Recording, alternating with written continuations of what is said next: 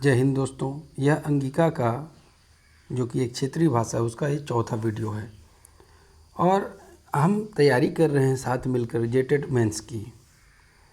मैं हूं जीवन सर और दुर्गा पूजा के बाद एक बार फिर आपसे मुलाकात हो रही है जो कि हम इसे जल्दी से जल्दी कंप्लीट करना चाहते हैं। अगर एग्ज़ाम हुए तो आपको ज़्यादा वक्त नहीं मिलेगा, जो कि निश्चित है कि एग्ज़ाम होगा। ज़्यादा वक्त मिलेगा नहीं तो मेरा फ़र्ज़ है कि मैं जल्दी से जल्दी आपके कोर्स को कंप्लीट करा सकूं और आपका फ़र्ज़ है कि लाइक करें, शेयर करें, सब्सक्राइब करें और कमेंट करके बताएं कि वीडियो कैसा लगा। चलिए देखते हैं। हमने पिछले कुछ वीडियो दिए हैं, जैसे पहला, दूसरा, तीसरा। अगर आपने वह नहीं देखा है तो कृपया 1 नंबर से देखना शुरू करें, क्योंकि सारे क्लासेस जुड़े हुए हैं। एक भी छूट गया तो आपको प्रॉब्लम होगी। आज हम बात करेंगे शब्द विचार की। तो शब्द विचार में क्या होता है? शब्द विचार में हम शब्दों के बारे में देखते हैं, शब्द का फॉर्मेशन कैसे होता है, शब्द के प्रकार जानते हैं, जैसे सार्थक शब्द, निरर्थक शब्द और भी कई प्रकार के शब्द होते हैं, जैसे पार्ट्स ऑफ स्पीच है, वो सब हम इसमें जानेंगे। इसके बाद इसी वीडियो में हमने कवर किया है संज्ञा को भी। देखिए, मैं चाहता हूँ कि आपका कोर्स जल्दी से कंप्लीट करें और सारे सब्जेक्ट हैं उसे भी कंप्लीट करें। तो देखते हैं शब्द विचार को। शब्द केरो मोटा मोटी अर्थ होय छै आवाज, जे कि दू तरह से होय छै, निरर्थक आरो सार्थक शब्द। शब्द का मोटा मोटी अर्थ यही मान के चलिए कि शब्द का अर्थ होता है आवाज़, जो कि 2 तरह से होते हैं, निरर्थक या सार्थक। निरर्थक मीन्स बिना अर्थ वाला, यानी दूसरा होता है अर्थ वाला, स्वार्थक। शब्द के एकटा ध्वनि के मेलो से बनलो गेलो छै, यानी शब्द जो एक ठो बनता है वो ध्वनियों के मेल से बनता है। जना गाय, तो गाय जो बना है गो हलंत जोड़ आ। देखिए, व्यंजन वर्ण अगर प्योर है तो उसमें हलंत लगेगा, क्योंकि व्यंजन का वर्ण का उच्चारण स्वर की सहायता से होता है। तो यहाँ पर आप देखिए, यहाँ पर आप गो हलंत जोड़ आ, तो गा हो गया, क्या हो गया? गा। और यो हलंत जोड़ औ, तो क्या बना? यो। इस तरह गाय बना। फिर से एक बार दोहरा देता हूँ मैं। शब्द का मोटा मोटी अर्थ होता है आवाज़, जो 2 तरह से होते हैं, निरर्थक और सार्थक। हम अभी बात कर रहे हैं अंगिका ग्रामर की। आप हिंदी ग्रामर या संस्कृत ग्रामर के बारे में सोचना भी मत अभी, और सिर्फ दिमाग यहीं पर कंसंट्रेट करना अंगिका ग्रामर के बारे में। व्याकरणों में शब्द श्रेणी के विभाजन। देखिए, व्याकरण में शब्दों का विभाजन यानी बंटवारा, संज्ञा, सर्वनाम, देखिए है ना, संज्ञा, सर्वनाम, विशेषण, क्रिया, ये 4 हुए। और 4 होते हैं अव्यय। 4 ठो संज्ञा, सर्वनाम, विशेषण और क्रिया 4 होते हैं और 4 होते हैं अव्यय। अब हमने यहाँ अलग अलग लिखा है। देखिए, संज्ञा, सर्वनाम, विशेषण और क्रिया विशेषण ये विकारी शब्द हैं। ये क्या है? ये है विकारी शब्द। अब ये विकारी शब्द क्या होता है? वैसे शब्द जिस पर लिंग, वचन, कारक इत्यादि का प्रभाव पड़ता है, उसे हम कहते हैं विकारी शब्द। और अव्यय किसे कहते हैं? तो अव्यय वैसे शब्द जिस पर लिंग, वचन, कारक इत्यादि का प्रभाव नहीं पड़ता है। एक उदाहरण से देख लेते हैं। मैं जाता हूँ, तुम जाती हो, वह खाता है, वह खाती है, राम पढ़ता है, सीता पढ़ती है, मेरी गाय अच्छी है, मेरी कलम अच्छी है, मेरा कमीज अच्छी है, दही खट्टा है। तो यहाँ देखिए बदलाव हो रहा, ता, ती, ते, स्त्रीलिंग पुल्लिंग से कारण से ये बदल जा रहा है। लेकिन मैं बात करूँ धीरे धीरे, सीता धीरे धीरे चलती है, राकेश धीरे धीरे चलता है, गाय धीरे धीरे घास खाती है, तो धीरे धीरे तो किसी स्थिति में नहीं बदला। ऐसे शब्दों को अव्यय कहा जाता है और अविकारी भी कहा जाता है। फेनु अव्यय के क्रिया विशेषण संबंध सूचक समुच्चय बोधक आरो विस्मय बोधक शब्द आवे छे। यानी 4 तो आपने देखा, संज्ञा सर्वनाम विशेषण क्रिया। इसके बाद अव्यय को भी बांटा गया है, क्रिया विशेषण में, संबंध सूचक में, समुच्चय बोधक में और विस्मय बोधक में। ये 8 हुए। इसे ही इंग्लिश में पार्ट्स ऑफ स्पीच कहा जाता है, पार्ट्स ऑफ स्पीच। अब आप समझिए, आपको घबराने की ज़रूरत नहीं है। अभी मैं शब्द विचार के बाद संज्ञा शुरू करूँगा। संज्ञा के बाद सर्वनाम मिलेगा, विशेषण मिलेगा, क्रिया मिलेगा, क्रिया विशेषण, संबंध सूचक, समुच्चय बोधक और विस्मय बोधक सारे पढ़ाऊँगा। सिर्फ धैर्य से आप तैयारी करते जाएं। चलिए देखते हैं कुछ प्रमुख अंगिका शब्द तालिका। देखिए, कुछ मेन बातों को, मेन शब्दों को जो कि अंगिका में बहुत ज़्यादा प्रयोग होता है, उसे जानना ज़रूरी है। क्योंकि कभी ऐसा ना हो कि क्या बोला समझ में नहीं आया।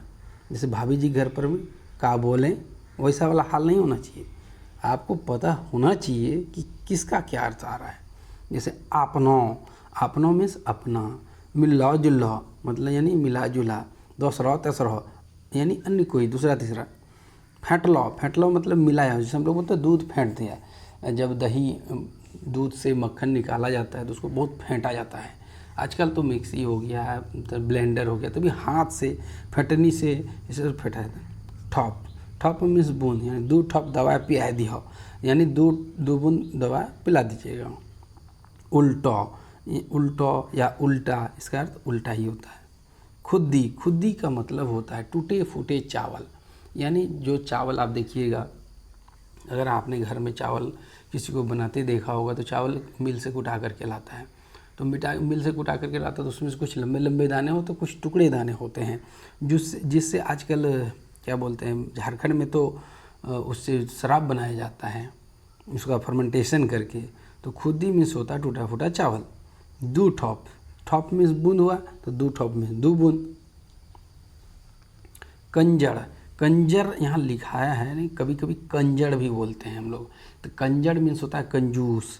बुतरू मीन्स बच्चा। औजरहला रस्सी मतलब औजरहला मीन्स उलझा गया है, कभी रस्सी इधर उधर फंस जाता है जिसको छुड़ाने में बहुत दिक्कत होती है, औजरहला रस्सी उसी को बोलते हैं। बेझिझक मतलब बेहिचक। अकबकी मतलब छटपटाहट। स्कूल मीन्स विद्यालय या स्कूल। आगिन मीन्स आग। और नाटो मीन्स नाटा। घिनैला मीन्स गंदा। गल्ला मीन्स गर्दन। गल्ला टैपिंग मार देबो, तो गल्ला मीन्स होता है गर्दन। गल्ला मीन्स एक और होता है जिसमें पैसे रखे जाते हैं, उसको भी गल्ला कहा जाता है। ये कुछ प्रमुख शब्द थे अंगिका ग्रामर के, जो कि बहुत ज़्यादा उपयोग में आते हैं। और अब हम, जैसा कि हमने कहा था, वैसे ही शुरुआत करते हैं संज्ञा की।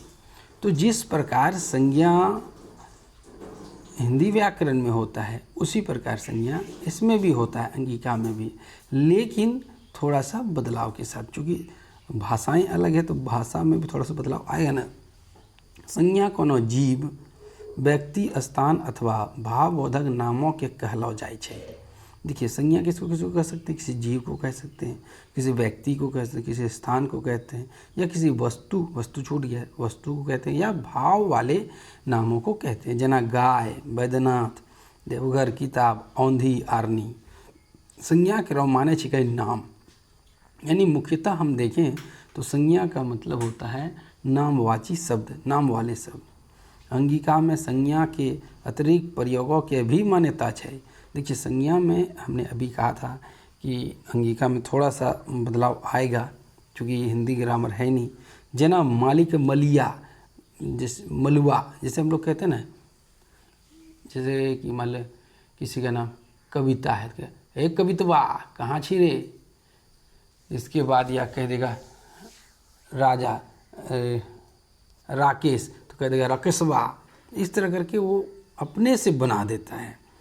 पुल्लिंग शब्दों में बा जोड़ देते हैं, जैसे कि बेल से बेलवा, बेलवा। तो ये जो ये सब जो जोड़ते हैं ये सब अपनी विशेषताएं हैं अंगिका की।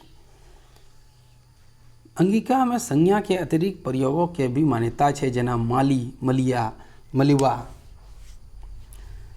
पुल्लिंग शब्दों में बा से युक्त करी के बोले छे। पुल्लिंग शब्द रहेगा तो उसमें क्या जोड़ देंगे, बा जोड़ देंगे, जैसे बैलबा। होने स्त्रीलिंग के लघु रूप दिखावे वास्ते गीता के गीतिया बोले छे, यानी स्त्रीलिंग में थोड़ा सा या जोड़ देता है और पुल्लिंग में बा जोड़ देता है। संज्ञा के रहो 5 किस्म से, संज्ञा के रहो 5 किस्म से, यानी संज्ञा के 5 भेद हैं। जातिवाचक, जौन संज्ञा से कोनो एके तरह के जीव वस्तु वगैरह के बोध होइ छै उ जातिवाचक संज्ञा कहावे छै, जना आदमी, गाछ, गाय, किताब, घड़ी, अरनी। यानी जिस संज्ञा से एक ही तरह की वस्तुओं, जीवों या और भी किसी चीज़ का बोध हो, जो नामवाची हो, तो उसे हम जातिवाचक संज्ञा कहते हैं। जैसे आदमी, तो आदमी तो बहुत सारे आदमी हैं। गाछ यानी वृक्ष, बहुत सारे वृक्ष हैं। गाय, गाय भी बहुत सारे गाय। किताब भी बहुत सारा है। घड़ी बहुत सारा है। लेकिन यदि उसका प्रॉपर नाम आ जाएगा तो उसे हम कहेंगे व्यक्तिवाचक संज्ञा, वो बाद में हम देखेंगे। नीचे कुछ जातिवाचक संज्ञा के वाक्यों में प्रयोग दिलो जा रहा है, यानी नीचे अब हम देखिए, मेरा कोई किताब नहीं जो मैं नीचे आपको दूँ, मेरा तो स्लाइड है तो मैं घिसका के दिखाऊंगा। यानी इसके बाद हमें मिलने वाला है जातिवाचक संज्ञा का कुछ वाक्यों में प्रयोग। ये देखिए, जातिवाचक संज्ञा लेफ्ट साइड में है और राइट साइड में है अंगिका में उसका वाक्य का निर्माण। जैसे है कि मेहमान, तो मेहमान तो कई सारे मेहमान हो सकते हैं, फूफा, चाचा, नानी घर से या दादी घर से, चाचा थोड़ा समाज से, तो कहीं से भी मेहमान आ सकते हैं। तो हम बात करेंगे मेहमान की, तो मेहमान कल घर अतै, मेहमान कल घर अतै, यानी मेहमान कल घर आएगा।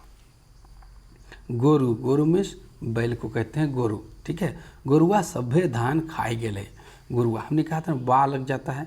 गोरुआ सभे धान खाए गेले, यानी गोरु जो था, बैल जो था, वो सारा धान खा गया। नौकरबा, नौकरबा आए बीमार पड़ी गए, यानी नौकरबा जो था, यानी हमारे यहाँ का नौकर जो था, वो आज बीमार पड़ गया है। छौड़ा, छौड़ा में होता है लड़का, ठीक है। छौड़ा कानी रहलो छै, देखिए यहाँ पर किस लड़का की बात की जा रही, बच्चे वाले लड़का की, छोटा सा है। छौड़ा कानी रहलो छै, यानी छोड़ा जो है, लड़का जो वो रो रहा है। पढ़े वाला बुतरू तेज होय छै, यानी पढ़ने वाले जो बच्चे होते हैं वो तेज होते हैं। पढ़े वाला बुतरू तेज होय छै, यानी पढ़ने वाला बच्चा तेज होता है।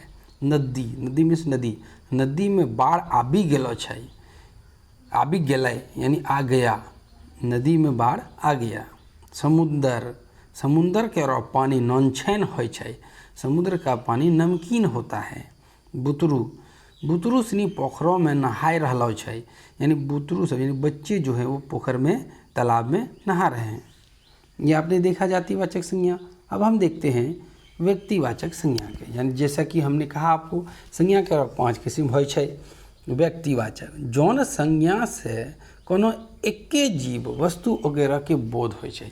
हमने क्या कहा था, जातिवाचक में पूरी जाति का बोध होता है, जबकि व्यक्तिवाचक में सिर्फ एक का बोध होता है। जैसे आपको पता चल जाएगा किसके वजह से। हमने कहेंगे कुत्ता, कुत्ता तो बहुत सारे, नहीं कहेंगे टॉमी, टॉमी जिसका नाम है, तो वो समझ गए आप कि क्या है व्यक्तिवाचक संज्ञा। वो व्यक्तिवाचक संज्ञा कहावे छै, जना सीता, देखिए औरत बहुत सारा है लेकिन नाम है सीता। गीता, औरत का नाम गीता। पटना, पटना देखिए बहुत सारी जगह है लेकिन पटना एक खास पता चल गया आपको, देवघर आर्नी। जैसे देवघर, अगर हम बात करते शहर की तो शहर तो बहुत है, लेकिन यहाँ देवघर शहर की बात की जा रही। तो नीचे कुछ व्यक्तिवाचक संज्ञा के वाक्यों में प्रयोग दिलो जा रहा है, यानी नीचे कुछ व्यक्तिवाचक संज्ञा के प्रयोग वाक्यों में दिया गया जा रहा है। निक्कू, निक्कू देखिए स्पेशल नाम आया कि नहीं, एक लड़का का। निक्कू घर गेलो छै, निक्कू घर गया है। सूरज, सूरज पूरब में उगै छै। गंगा, गंगा भारतों के सबसे बड़ नदी, यानी बड़ो नदी छिकै, यानी गंगा जो है भारत की सबसे बड़ी नदी है। ऋग्वेद सबसे पुराना वेद छै, ऋग्वेद सबसे पुराना वेद है। गणतंत्र दिवस भारतों के पर्व है। गणतंत्र दिवस भारत का पर्व है। ये आपने व्यक्तिवाचक देखा। अब हम दूसरा देख लेते हैं जो कि है समूहवाचक। ये तीसरा है, संज्ञा के 5 भेदों का ये तीसरा है। जौन संज्ञा से समूह के बोध होय छै उस समूहवाचक संज्ञा कहाबै छै। यानी जिस संज्ञा से समूह का बोध होता है वो समूहवाचक संज्ञा कहलाती है। जना दल, सभा, बैठकी, गिरोह, झुंड आरनी। यहाँ जो भी नाम दिए गए हैं, दल, सभा, बैठकी, यानी जो कि समूह में बैठते हैं लोग, गिरोह में से आप समझ रहे हैं गिरोह किसको बोलते, जो बदमाशों का झुंड होता है उसे। तो इन सब का आप देखेंगे ये कभी भी अकेले नहीं हो सकता है। जैसे कक्षा है, तो ये सब बातें जो होती है वो पूरी झुंडों में होती है, तभी इसे हम समूहवाचक संज्ञा कहते हैं। तो नीचे कुछ समूहवाचक संज्ञा के वाक्यों में प्रयोग दिलो जा रहा है, यानी नीचे कुछ समूहवाचक का वाक्य में प्रयोग दिया जा रहा है। अब देखते हैं समूहवाचक संज्ञा, और इधर में देखेंगे हम अंगिका में वाक्य निर्माण। बैठकी में गाँवों के लोग अलो छै। देखिए कोई मीटिंग होता है ना, उसको बैठकी बोलते हैं अंगिका में। तो इसमें गांव के बहुत सारे लोग आया है।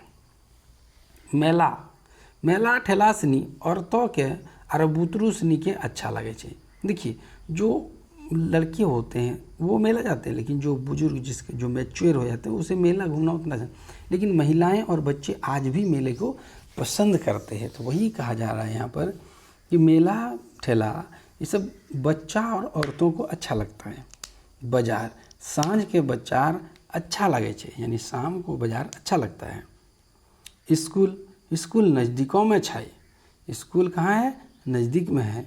बरियाती में खूबे नाच गान हो छै। ये तो बिहार की खासियत है और झारखंड की, कि बराती होगा और नाचे गाना नहीं होगा, डीजे नहीं बजेगा तो मज़ा ही नहीं है। क्लासों में क्लासों में मास्टर पढ़ाबै छै। क्लास में मास्टर पढ़ाता है। संज्ञा के 5 किस्म, यानी उसमें से अब हम कौन सा देखने वाले हैं? अब हम देखने वाले हैं चौथा जो है द्रव्यवाचक संज्ञा। नापय तौलय लायक चीज़ों के नाम द्रव्यवाचक संज्ञा हो छै। यानी नापने तोलने लायक चीज़ों का नाम द्रव्यवाचक संज्ञा होता है। जना सोना, चांदी, लोहा, दूध, तेल, घी, पानी वगैरह। जिस चीज़ को हम नाप या तोल सकते हैं उसे हम कहेंगे द्रव्यवाचक संज्ञा। तो नीचे देख लेते हैं इसके कुछ प्रयोग। द्रव्यवाचक संज्ञा लेफ्ट साइड में और अंगिका में वाक्य निर्माण राइट साइड में। पत्थर भारी हो छै। बिल्कुल सही बात है, पत्थर भारी होता है। लुंगा से देह झाँपलो जाए छै। यानी लुंगा यानी साड़ी से देह को झाँपा जाता है, ढका जाता है। सोना के गहना पिन्हलो जाए छै। सोना का गहना पिन्हा जाता है यानी पहना जाता है। मिट्टी तेल के लूट खसोट चली रहा है, आज भी हो रहा है। देखिए सरसों का तेल महंगा तो हो ही गया, किरासन तेल क्यों पीछे रहता है? मिट्टी का तेल मतलब किरासन तेल बहुत महंगा चल रहा है, ब्लैक में बेचा जाता है महंगा। चांदी के गहना उजरा हो छै। यानी चांदी का जो गहना होता है वो उजला होता है।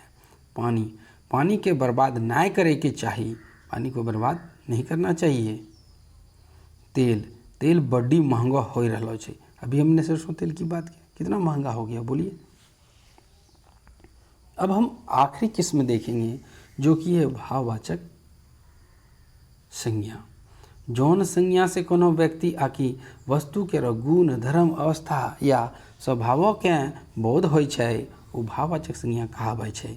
जना चालाकी, बहादुरी, खेती, लाली, देखौटी वगैरह। यानी जिस संज्ञा शब्द से व्यक्ति या वस्तु के गुण, धर्म, अवस्था या स्वभाव का बोध हो उसे भाववाचक संज्ञा कहते हैं। जैसे कि चालाकी, बहादुरी, खेती, लाली, देखौटी वगैरह। और सबसे ज़्यादा प्रश्न पूछे जाते हैं भाववाचक संज्ञा से, तो इसे आप ध्यान से पढ़ेंगे। चलिए कुछ देख लेते हैं इसका वाक्यों में प्रयोग। भाववाचक संज्ञा चालाकी। तोरो सब चालाकी हम बुझाई छिए। यानी तुम्हारा जो चालाकी तुम सबका ना हम सब बुझते हैं। बहादुरी, ज़्यादा बहादुरी नहीं दिखावे, यानी ज़्यादा बहादुरी मत दिखाओ। देखौटी बर्ताव नहीं करें, अच्छा ना हो तो, यानी दिखावटी बर्ताव मत करो, अच्छा नहीं होगा। बचपन बचपन तो बीती गए लेकिन बचपना नहीं गए, यानी बचपन तो बीत गया लेकिन बचपना नहीं गया। दरअसल यहाँ बचपन नहीं होना चाहिए, यहाँ बचपना होना चाहिए। मैं इसे सुधार देता हूँ, ये देखिए, मैं बचपना होना चाहिए, बचपन से बचपना बनता है। ठीक है, चलिए। बुढ़ापा, बुढ़ापा 100 रोगों के एक रोग छकई, यानी बुढ़ापा 100 रोगों का एक रोग है। बनावट है लौटा के बनावट बढ़िया नहीं छै, यानी इस लोटे की बनावट अच्छी नहीं है। तो आपने आज चौथा क्लास देखा, बहुत मेहनत लगता है दोस्तों इसे बनाने में, एक एक टाइप करने में बहुत मेहनत लगता है। तो लाइक करके कमेंट करें और सब्सक्राइब तो आपने किया है, दोस्तों को कराएं और ज़्यादा से ज़्यादा शेयर करें। जय हिंद।